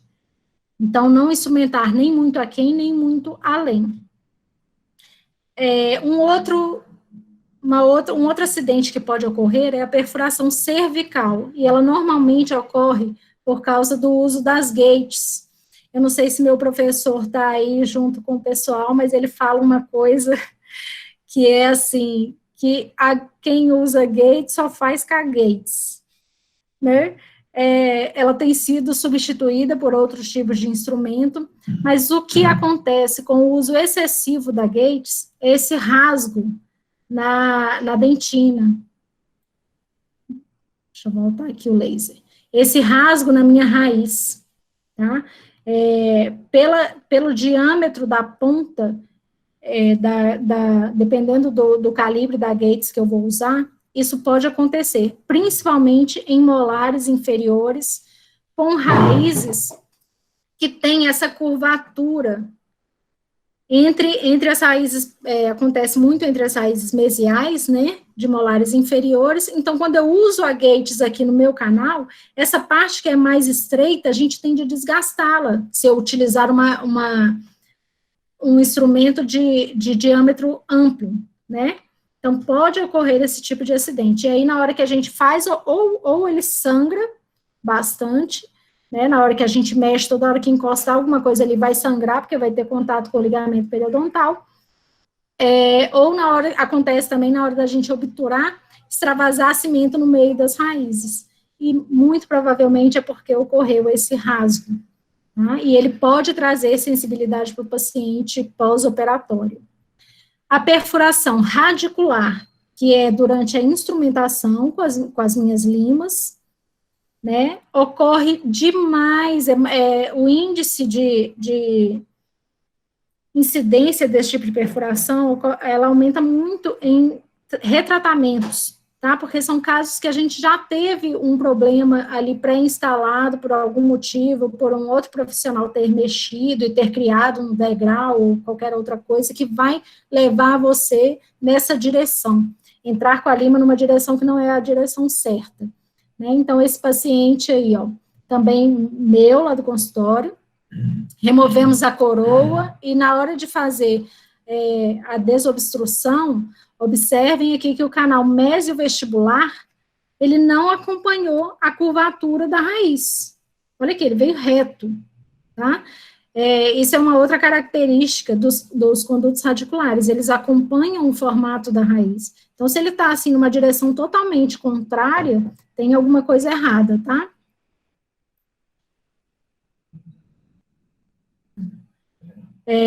Então, aí teve um desvio, né? Mas a gente observa o quê? Esse daqui é a radiografia de um acompanhamento, eu acho que mais de 1 ano, se eu não me engano, tá? O paciente retornou, mas observem a lesão que a gente tinha antes, o tamanho da lesão, e mesmo com o desvio e a perfuração, essa lesão regrediu, tá? Então, aqui a gente não pode falar que foi um insucesso por causa desse desvio e dessa perfuração. E aqui eu tenho um outro caso, né, também com desvio por causa de retratamento, tá? Olha como ficou a radiografia final, né? Infelizmente, esse daí, ó, após 1 ano, a paciente voltou com fístula, com sintoma, e olha como que estava a reação inflamatória aqui no osso. Então, esse é o tipo de caso que não adianta a gente ficar batendo cabeça, não. Esse tipo de caso a gente vai ter que encerrar ele ou indicando a paciente para uma cirurgia parendodôntica, ou se ela não quiser fazer essa tentativa, para implante, tá? Aí não tem jeito de ficar tentando retratar esse canal e buscando, não. E o maior medo do endodontista, né, o que causa pavor aí, são as fraturas de instrumento, né? A gente pode ter a fratura por torção, que é quando a ponta do meu instrumento, ela trava no interior do canal, e a gente continua o movimento de rotação, gerando um ponto de fratura. Pensando nas limas manuais, a gente tem que ver aí que isso acontece principalmente entre a troca de instrumentos. Por exemplo, da lima 10 para a lima 15, eu tenho um aumento de volume da minha massa da lima, do diâmetro dela, de 50%. Então, se eu instrumentei com a minha lima 10 e fui passar para a 15 eu não consegui descer e ela está travando muito, não fiquem forçando, porque ela vai travar e vai fraturar. Então, volta na lima 10, volta na lima anterior e continua trabalhando com ela para liberar mais espaço e poder entrar com uma lima mais calibrosa. A gente percebe, com o evoluir, essa diferença de massa aí entre os diâmetros, ela vai diminuindo, né? E sempre pré-curvar a lima em canais curvos, tá? A gente tem também a fratura por fadiga, que é quando a gente tem um ponto de tensão em uma curvatura, num ponto da lima, e quanto mais a gente vai utilizando ela ali, maior vai ser a força nesse ponto, vai levar à fratura do instrumento. Em relação à remoção, gente, primeiro passo, vou passar isso aqui rapidinho, porque é muito técnico, né, são procedimentos mais difíceis que a gente não faz sem um microscópio, sem a visualização, a magnificação, equipamento adequado, tá? Mas a gente tem que abrir um espaço superior a essa lima, a gente tem que ver o fragmento lá dentro. Depois, abrir um espaço ao redor da parte superficial dela para poder entrar com o meu ultrassom ou a minha lima para vibrar ele e deslocar esse fragmento, tá? Aqui um caso, olha, nesse caso aqui foi o dente 37, eu removi tudo, né, e tive uma fratura de instrumento na raiz mesovestibular, consegui ultrapassar ele com uma lima manual, sempre pelo lado interno da raiz, tá? É aqui nessa direção que a gente consegue deslocar o fragmento. Se eu não conseguisse, gente, deslocar esse fragmento, remover ele, só ultrapassar e limpar essa região já é suficiente, tá? Tem artigo falando sobre isso, eu vou mostrar aí para vocês. Nesse caso, eu consegui remover, graças a Deus, né? A gente tem um alívio danado quando consegue isso. E aí é o resultado final do caso. Tem um videozinho aqui do professor Bruno, também da equipe da MK Life, é bem rapidinho, vou passar para vocês verem. Muito alto?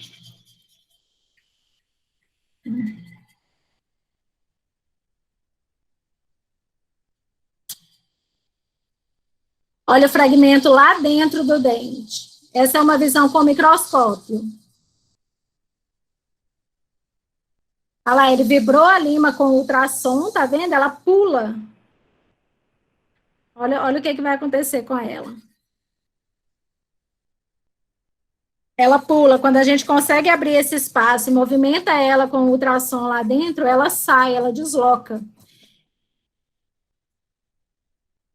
Né? Então, conseguiu remover, aí limpou e obturou de forma adequada.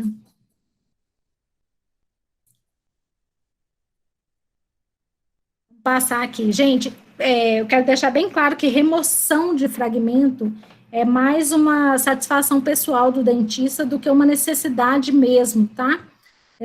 Vocês vão ver aqui, ó, um caso que eu fiz lá no consultório que teve uma fratura de instrumento na raiz mesovestibular e eu não consegui, nem tentei remover, porque estava muito além, depois da curvatura, muito no ápice, né? Obturei do jeito que estava, e esse daqui é um acompanhamento de um ano, de 12 meses. Olha a regressão da lesão nas duas raízes, tá? Então, isso não significa que vai ter insucesso. Como saber o momento de trocar limas velhas por novas? Deixa eu continuar aqui. Aqui um outro caso, aquele que eu mostrei para vocês no início, esse daqui, gente, eu fraturei uma lima na distal, consegui remover e fraturei uma na mesial. Tá? E essa da mesial já estava também muito abaixo da curvatura, muito difícil de visualizar, então optei por deixar. Quando a gente olha assim, né, radiografia visualmente horrorosa, né? Mas olhem aqui o acompanhamento dele de 2 meses. Olha a neoformação óssea que a gente tem nesse dente. Mesmo com a lima lá, mesmo com a obturação totalmente irregular, teve até uma perfuração aqui, ó, ao tentar ultrapassar essa lima, que eu não consegui. Tá? Mas olha o reparo que esse paciente tem. Aqui ele já não tem mais nem mobilidade dessa doença endopério que ele tinha. Esse paciente, muito provavelmente, vai perder esse dente por doença periodontal do que pela lima fraturada lá dentro. Então, aqui a gente tem um artigo falando sobre não ter problema de deixar o fragmento dentro do dente, não ter necessidade de remover ele, desde que você tenha limpado e tenha deixado sua solução agir de forma adequada, tenha usado isolamento, tá? Tudo isso favorece um sucesso, no caso mesmo com o fragmento lá dentro. E, atualmente, né, a gente consegue, o endodontista, ele vai trabalhar com várias tecnologias que vão ajudar a minimizar esse tipo de problemas, que são os localizadores apicais, que seria o inicial para todo mundo, né, os motores endodônticos, aí a gente já vai trabalhar de forma mecanizada, agiliza demais o nosso tratamento, só que não é indicativo da gente finalizar o tratamento rápido, eu vou instrumentar rápido, mas eu vou deixar a minha solução agindo lá dentro, tá? Não significa que eu vou terminar meu tratamento rápido. Os sistemas de limas mecanizadas, né, a gente tem inúmeros sistemas disponíveis aí para a gente. Observem que algumas delas têm colorações diferentes. Essas limas, elas sofrem um tratamento térmico, de aquecimento e resfriamento da liga metálica, que é uma liga de níquel-titânio. Então, gera uma maior flexibilidade e resistência. Então, casos com curvatura, a gente vai conseguir exercer menos forças inadequadas durante o desgaste, né, evitando um desgaste excessivo. A liga acompanha as curvaturas do canal, tá? Então, ela vai manter o formato do canal original, sem desvio, sem zip, sem formação de degrau, na maioria das vezes, quando a gente consegue desobstruir esse caminho para a lima penetrar. As radiografias digitais, né, que foi o que eu mostrei aí para vocês, todas elas foram radiografias com sensor digital, que dá uma qualidade muito superior, então facilita demais o nosso diagnóstico, a nossa visualização, o nosso planejamento do caso. E o conceito Microsonics, que para o endodontista, né, hoje é fundamental a gente ter isso, que é a magnificação e iluminação com o microscópio, com a utilização do microscópio, e em 100% dos casos, a gente utiliza o ultrassom associado à microscopia. Hoje em dia, a gente tem pontas de ultrassom próprias para a endodontia, para várias etapas do tratamento. Tá? Então, isso virou uma realidade aí para o endodontista atualmente. Então, eu convido vocês a pensarem, para a gente finalizar aqui, pensar um pouquinho sobre o que é sucesso. Né, porque não é porque um canal ficou na radiografia lindo, obturado, vedando tudo, que eu vou ter sucesso. Se ele não teve descontaminação, aquele dente vai voltar a me dar problema. Ele vai voltar a infeccionar, ele vai voltar a ter um processo inflamatório ali. E, às vezes, um caso em que a radiografia final não ficou tão bonita, com uma lima fraturada, com um desvio, tinha uma lesão imensa, mas a lesão regrediu. O paciente está mastigando, ele tem função. Então, isso pode ser considerado um sucesso. Tá? Eu gostaria de finalizar agradecendo ao meu professor, que me fez apaixonar, e eu emociono, gente, e me apaixonar pela endodontia. O professor Rodrigo Vilagra, que acreditou no meu trabalho, me convidou, me mostrou para a equipe da MK Life. Meus pais, minha família linda, meus filhos e meu marido. E não posso deixar de agradecer a equipe da MK Life, a equipe da Ângelos, que são empresas parceiras, que ajudam muito e têm contribuído demais para a evolução da endodontia brasileira. Ao CRO Jovem pela iniciativa e pelo convite, e a Júlia, que foi a pessoa que me fez esse convite, né, de estar aqui com vocês. Eu agradeço demais, espero que vocês tenham gostado. Qualquer coisa, eu estou à disposição. Aqui estão os meus contatos, qualquer dúvida, pode entrar.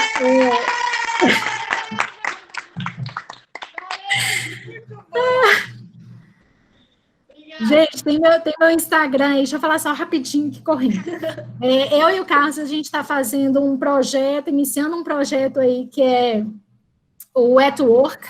Tá? A gente vai começar a postar, estamos até em débito aí, por causa da correria dessas últimas semanas, mas a gente vai começar a postar alguns casos clínicos que a gente fez no consultório, demonstrando técnica, práticas, como fazer, o que fazer de realidade nossa, tá? Vai ser muito legal, com perguntas e depois a gente responde, então acompanhem lá. Deixa eu voltar aqui para eu ver vocês agora, gente. Oi, Michele. Aí. Pronto? Pronto. A gente também queria te agradecer, falar que foi um prazer ter você com a gente. E agradecer também, que eu tinha esquecido de agradecer antes ao presidente, Rafael Mota. Também queria agradecer o Hugo Perdigão, coordenador da FADIPA, que pediu para entrar e está assistindo. Ai, que legal. Oi, Hugo. E quero que você me fale um número para a gente fazer o sorteio. Um número de 1 a 250. 125. Nossa, 125. tá online. Tá. Ó, 125. Eu não consigo ver, vocês conseguem? Fala com ela que tirou o slide. Carolina Franciele Neves, ela tá aí? Tá. A gente vai esperar para ver se ela responde aqui. 125, Carolina Franciele Neves. Se ela responder. Qual que é o nome? O Hugo respondeu o Hugo respondeu a Michelle. Ah, é Marçal. Ah, tá. Ela não respondeu, acho que tem que sortear de novo, né? Pedir outro número. Ô, gente, aproveitando que vocês estão esperando aí, qualquer dúvida, meu Instagram está lá à disposição, tá? Se quiserem mandar caso, pedir opinião, às vezes aconteceu alguma coisa, pode mandar que a gente discute, a gente sempre cresce com isso, tanto eu explicando, quanto ouvindo casos dos outros também, é sempre engrandecedor essa troca. Michelle, fala outro número. 58. 58. Cíntia Magalhães Amaral. Ó, gente, eu tô aí, tá? Eu inscrevi. Isso eu vou me sortear. Cíntia Magalhães Amaral. Estão conferindo. Ah, tá aqui, já respondeu. Ela recebeu um kit da Dental Vale. É só entrar em contato com a gente no Instagram do CRO Jovem que a gente vai direcionar o prêmio, tá bom? Obrigada pela presença. Cíntia. Parabéns, Cíntia.